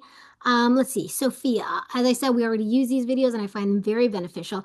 Sophia, maybe it would be helpful to hear from you because I imagine maybe some people in the group who are maybe experiencing this for the first time might be feeling overwhelmed or don't know where to start or what kind of experimental prompts to try. You share a little bit more. Yeah, so we use another tool, not HeyGen, and I'm not sure whether that tool is able to create something, just with a prompt. So what we did that we generated a script, right? And then one of my team members actually puts together with the help of this tool, but it's exactly what it looks like this, right? There's an AI generated person who talks and whatnot. And these are typically short videos, like 3 to 4 minutes, and we post them on our internal Twitter or X or whatever you want to call it.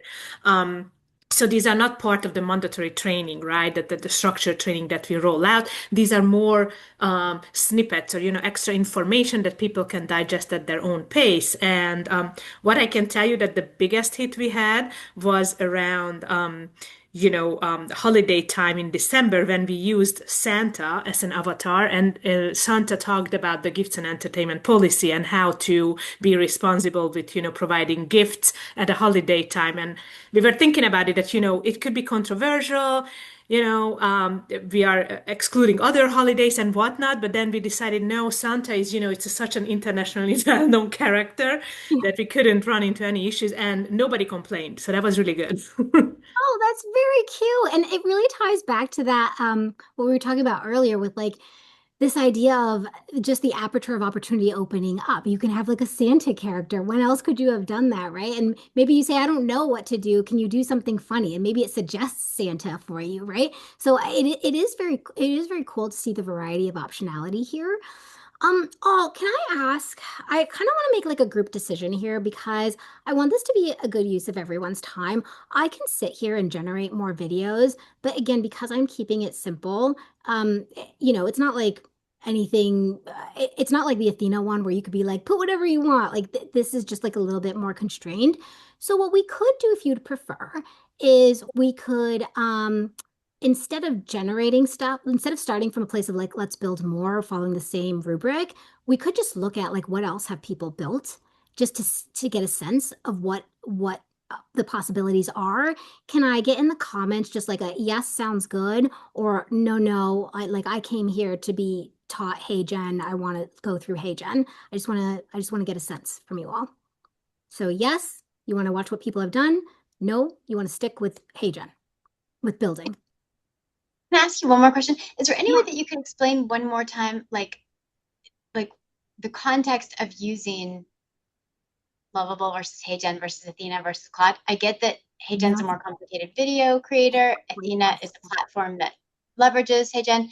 Lovable was more for like two-dimensional content, not videos. Is that right? And then Claude just helps you develop the prompts for all of it.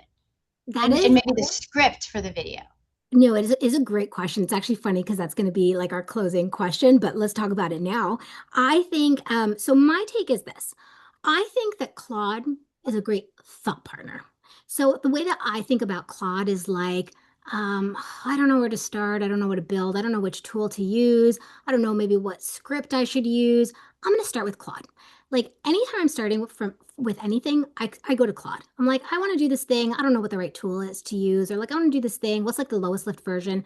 Claude is just like a helpful, it's like talking to someone back and forth. That's what I love Claude for. And so like if you know you want to build something on Lovable, you're like, you know what, but I want to make sure it's built really thoughtfully. Claude, I want to build this thing on Lovable. Can you help me like come up with like a better prompt? Or can you help me think about like where this prompt might like error out on Lovable? That's what I like Claude for. So that's Claude separately, and they're like just like just to be clear, like Claude can't do this stuff. Like I couldn't say, Claude, build me, an interactive training. It can't. So you could use Claude Code, but Claude Code is quite technical. And as far as like from what I've played around with it and from what I've heard other people say, like engineers like Claude Code, but if you're not an engineer, it's actually quite complex because it's going to spit code back out at you. So if you don't understand code, it's going to be very hard to work with Claude Code. But it is doable. It is technically doable on Claude for sure. Claude also has data visualization capabilities, which we'll talk about tomorrow, actually.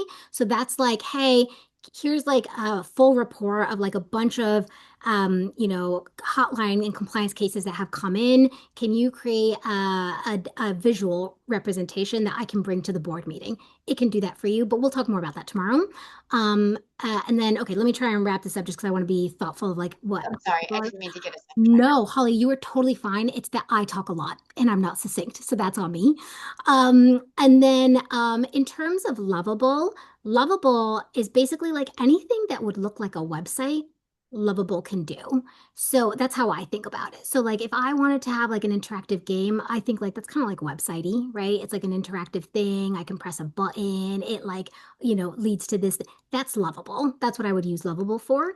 And then HeyGen is specifically just videos. It's I want a video. I can't click a button on Hey. It's not interactive to the employee, the learner. It's just I'm watching a video. It's very one directional. Lovable is that interactive version of things. I can press a button. It's gonna lead to this. I can even log in. That's Lovable. Let me pause. Does that help? Okay, great. And if not, feel free to send me questions afterwards too. We're happy to chat more. Okay, cool. So let's look at a couple of examples. And then Ace, I actually forgot when the 20-minute mark is. So if you could in the comments just tell me when is approximately 20 minutes so I can decide how much time to spend looking at projects. So let's look at a few things that people have previously built. Some of these will be great. Some of these will be funny. Some of these will be bad. We have about 10 minutes. Great. We're doing great on time. Okay, let's do, oh, sorry, I'm in agent mode. That's why. So we're going to go to all projects so we can see everything. And reminder, this is where we host all videos that anyone in these career huts have made. So you can see there are already new ones and ones rendering.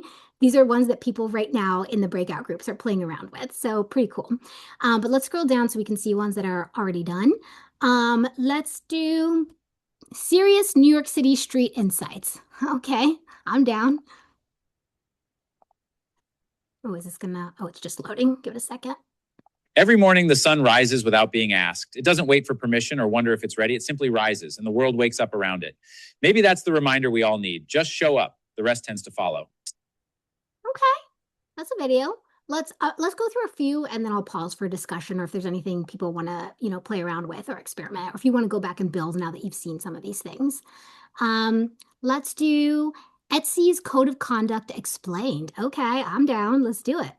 It then settled from one to 10 minutes to go create to gate hero causes. When mean of pneum we are wonder water his zup back by through it twice, that Etsley's for our cold egg, pros through we that hall it nears, and the intencrease at woe should reach for wasses. The previous sending is every simply sin.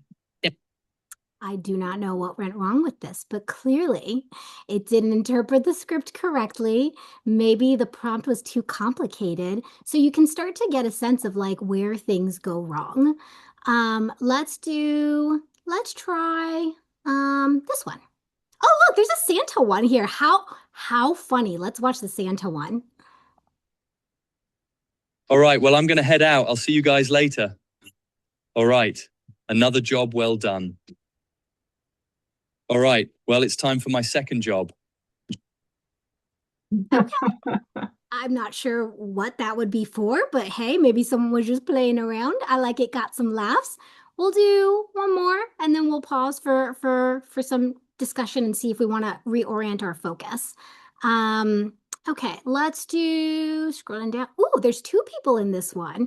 HR confidentiality, report it. Let's check it out. And then Katura, you said something. I will circle back on that.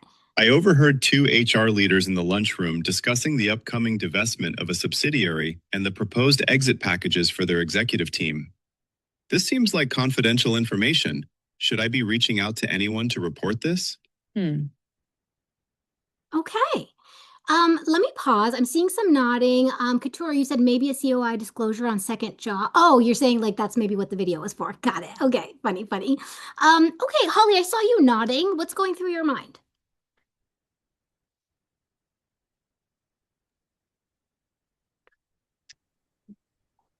No, I thought that looked good. I thought that was a good video. Yeah. I mean, which is good to see in that like it can get better, right? Like with some manipulation, with some practice, these videos can get good. It's just that it's more complicated, right? You need to understand the tool better, and it's going to take you some time. So here's what I'm going to do. I want to make this a good use of time. So what we could do is, I would like in the comments, I'm going to give you like 30 seconds to tell me, like to take a vote. But some options I'm thinking of. We could watch more videos. We could try building a thing. We could actually just go back to the Athena platform and build something else in Athena if that was of more interest. Seems like people were more engaged there. Or you could hop out and you could be like, you know what? I think this is enough. I want to go into one of the breakout groups and I want to start building something myself. Okay, I'm seeing a vote for a build in Athena. I'm going to be quiet for 15 seconds. Put in what you want.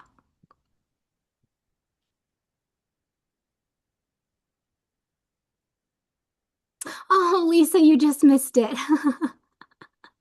Okay. No worries at all. Build an Athena. Okay. So here's what I'll do. Let's build an Athena, but then Lisa, I feel sincerely bad that you missed this. So what we will do is we'll share the recording with you so that you can at least see what we were doing in the group before you joined. So that you know we weren't building much. We were actually having discussion. And we had decided as a group that we wanted to see what other videos people had built. So you're not missing too much. Apologies. All right, so it seems like consensus is Athena, let's go there. So I'm going to switch what I'm sharing, and then Ace, am I assuming that the end mark is we have till 45 approximately is when we want to end this? Yep. Okay, great. So let me screen share. Let's go back to Athena, content library. Great. Okay, what do you guys want to do in Athena? Let's build a new video, I'm assuming. Actually, in the comments, do you want to do a video or do you want to build a training from scratch?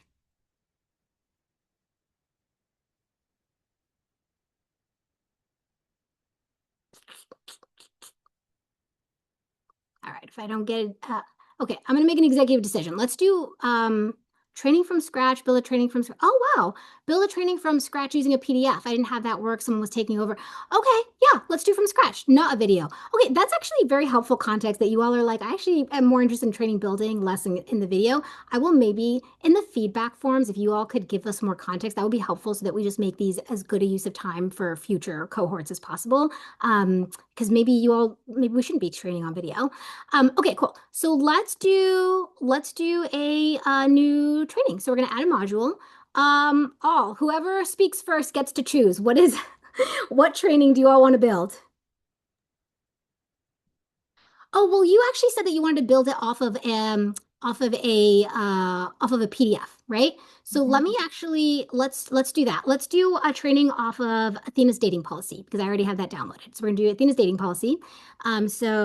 AI cohort, Athena dating policy.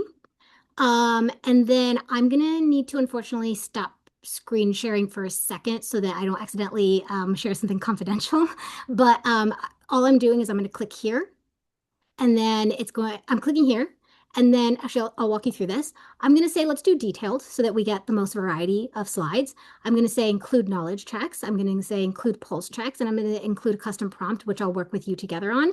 And this is where you could say I want it to be shorter, I want it to be longer, I want it to have this, and that. So, but let me stop screen sharing for a second just so I can attach. Okay, give me 1 second. Athena, is this our dating policy? Nope, that's our PTO policy. Okay, let's do dating policy. Okay, I'm actually going to do our PTO policy because that one's coming up first. So we're going to do our PTO policy. And I'm going to screen share again now. All right. So you can see this is the PDF that I uploaded. It's our PTO policy. And then what kind of like guardrails do we want to give it? Do we want it to be funny? Do we want it to be animated? You tell me.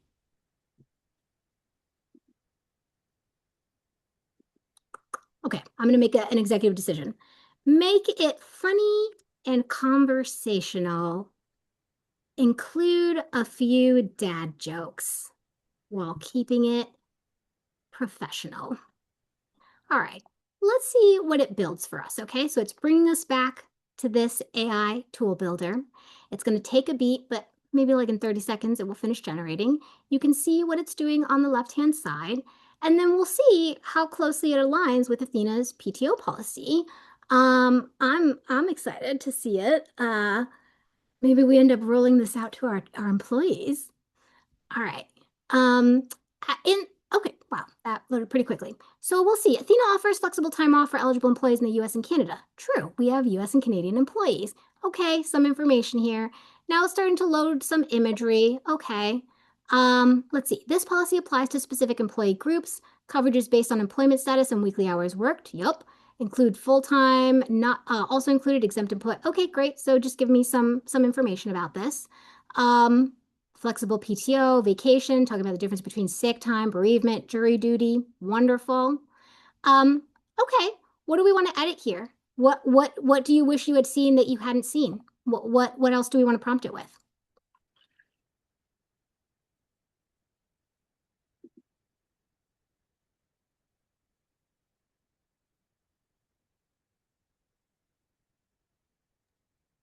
Well, in skimming, it looks like you have unlimited PTO, but you have to ask for it in advance. Is there some kind of guide as to how much PTO is reasonable? If somebody's coming from where like you level up with how many years you have, or you only get so much, like somebody who comes from not that setting I would think wonder those things. Oh, that's great. So I'm gonna see if I can like command find this, and I don't think it's gonna work. Let's see. No, let's just do this. Add a knowledge check around how much consecutive, do you want to do consecutive or how much PTO someone could take in an entire year? Well, I was thinking an entire year, but either one of those would be interesting. Like, if I work there, can I go on a month vacation and tour Europe? Okay, consecutive PTO someone can take in one go. Okay, so let's do this and let's see what it adds.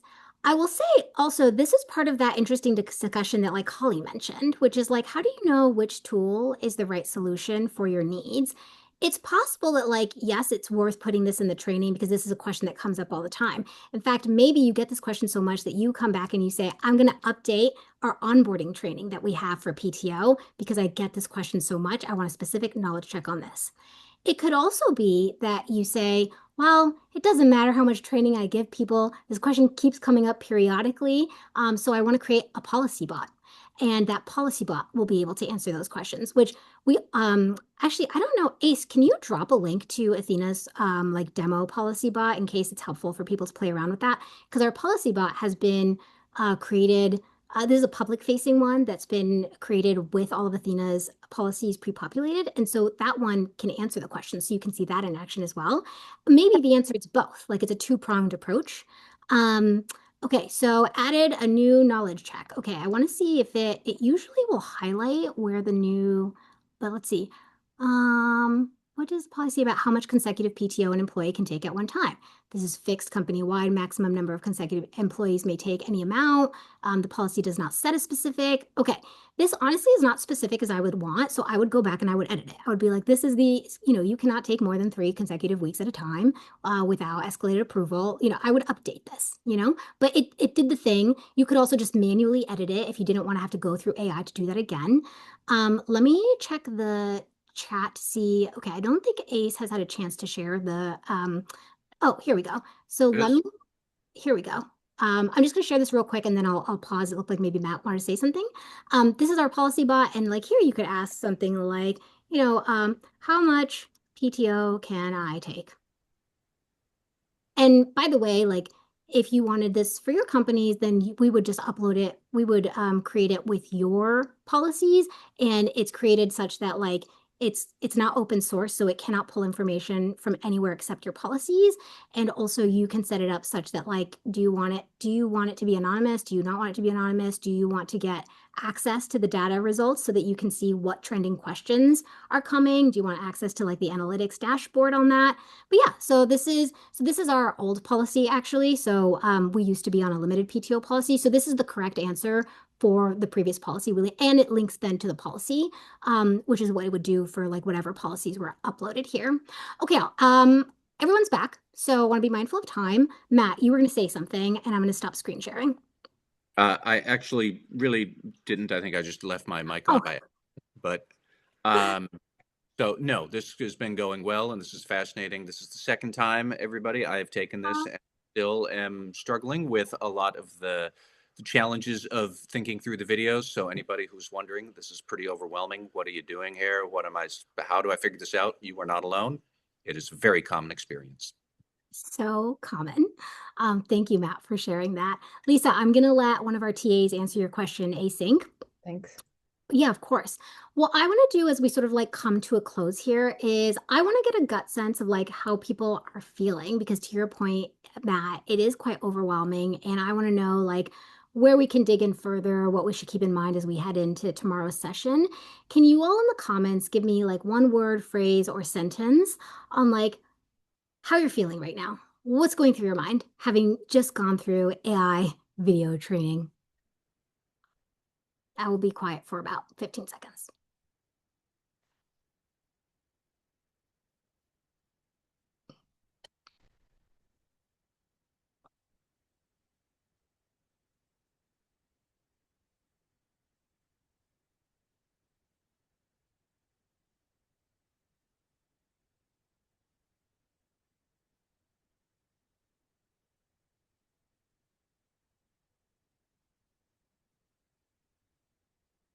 Super helpful. So I'm going to share a couple of thoughts as I read through these, and let me read them out for anyone who's an auditory learner.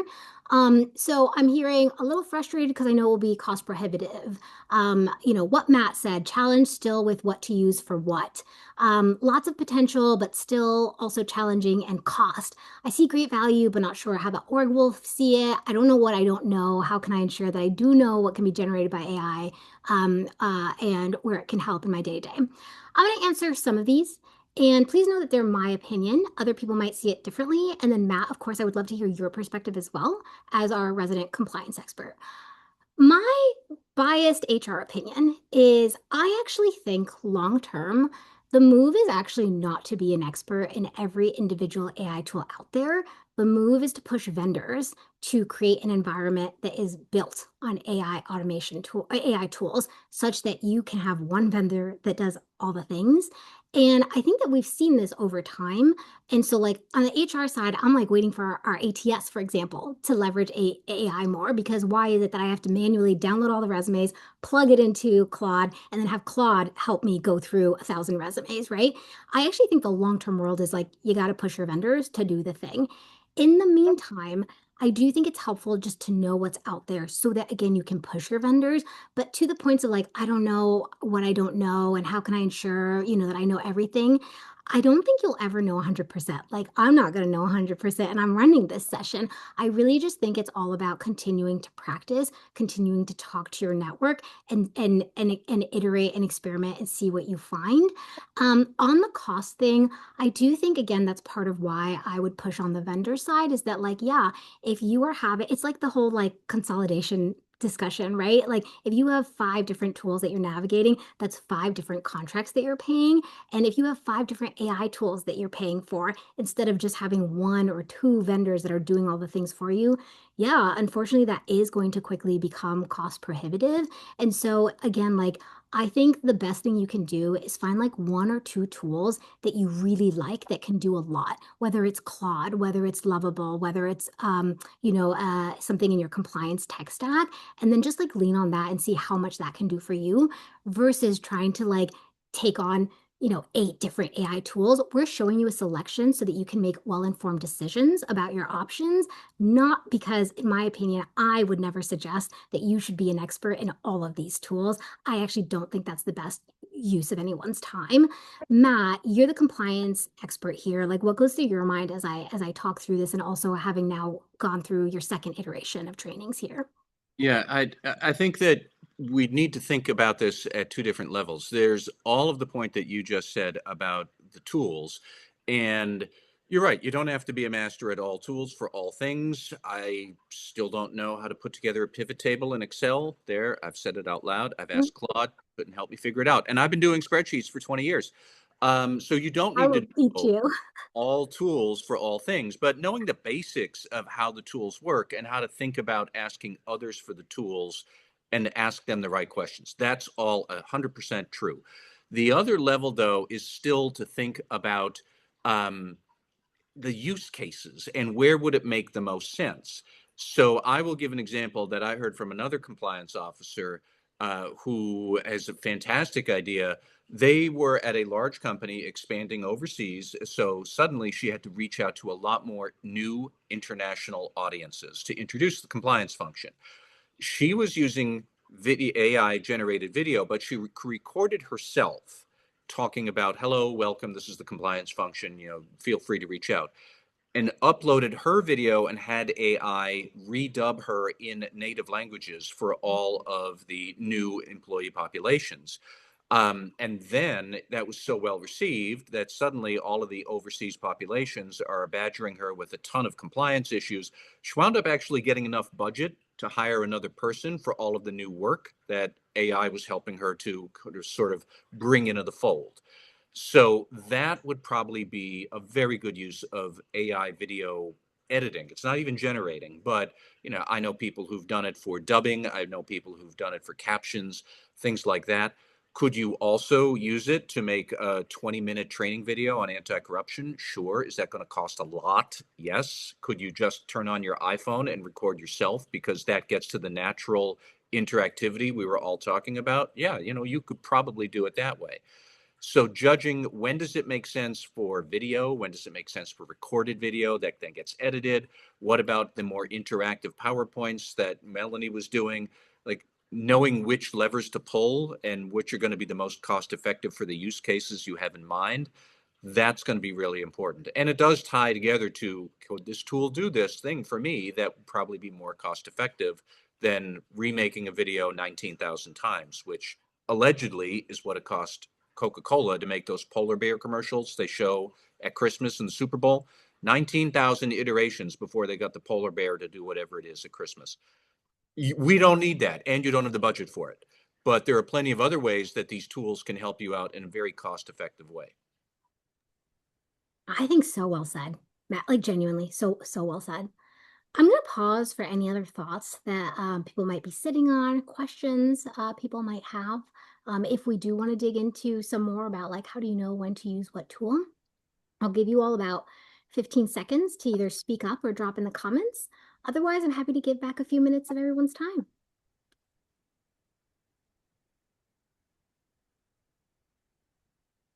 Yeah. Okay. Well, thank you so much for going on this journey with us. I learned a lot on this. I encourage you strongly, please, please, please fill out the feedback form that ACE is going to send to you.